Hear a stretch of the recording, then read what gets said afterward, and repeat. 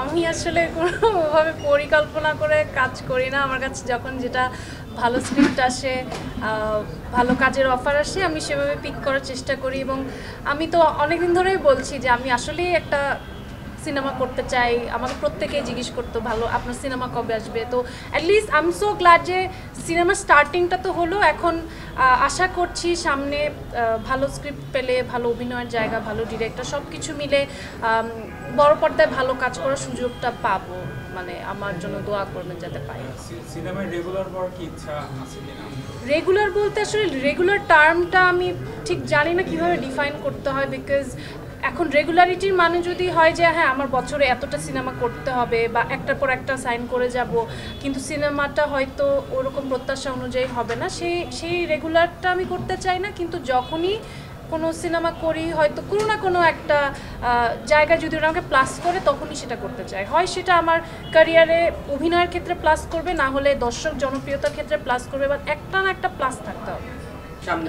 Two be honest, হ্যাঁ 2017 সালে যখন আমি ছবিটা করি তখন তো আমি জানি যে এটা মুক্তিযুদ্ধ ভিত্তিক সিনেমা, এবং সিনেমাটা আসলে মুক্তিযুদ্ধ ভিত্তিক হলেও এটার প্রেজেন্টেশনটা আসলে খুবই ডিফারেন্ট ছিল। এটা অনেক কমার্শিয়াল প্রেজেন্টেশন এবং ক্লাইম্যাক্স, রোম্যান্স সব কিছু ছিল। মানে আমার কাছে মনে হয়েছে যে ইউজুয়ালি আমরা যে ধরনের মুক্তিযুদ্ধের সিনেমা দেখি তার থেকে অনেক ডিফারেন্ট একটা সিনেমা, এবং I was very excited. But in the mean time তো তারপর তো আর ওটা হলো না। বাট হ্যাঁ, পরবর্তী প্ল্যানে I wasn't totally on board, I am gonna be honest. আমার মধ্যে সংশয় ছিল, আমার মধ্যে মনে হয়েছিল যে আমি চাই আমার প্রথম সিনেমা এমন একটা সিনেমা করতে যেটা আমি 100% জানি যে ব্যবসা সফল হবে। বিকজ সিনেমার ক্ষেত্রে I am so sorry to say, but ব্যবসা ইজ দ্য ফার্স্ট থিং, তারপরে বাকি সব আসবে। বিকজ এখন আমাদের ইন্ডাস্ট্রি যে জায়গায় আছে, সেখানে আমার মনে হয়েছে যে একটা সিনেমা যদি বিজনেস করতে না পারে, তাহলে আসলে অনেক বেশি সিনেমা করা যাবে না, বা এটা একটা আর্টিস্টের ক্যারিয়ারে অনেক মানে ক্ষতি করে।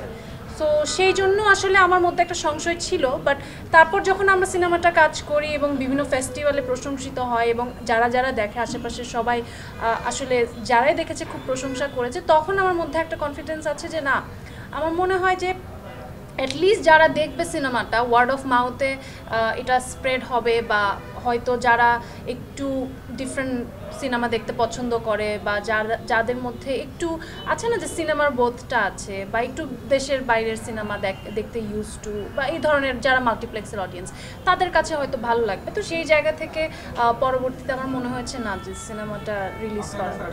আমি আসলে কোনো এক্সপেকটেশনই রাখি নাই। আমি একদমই কোনো এক্সপেকটেশন রাখি নাই।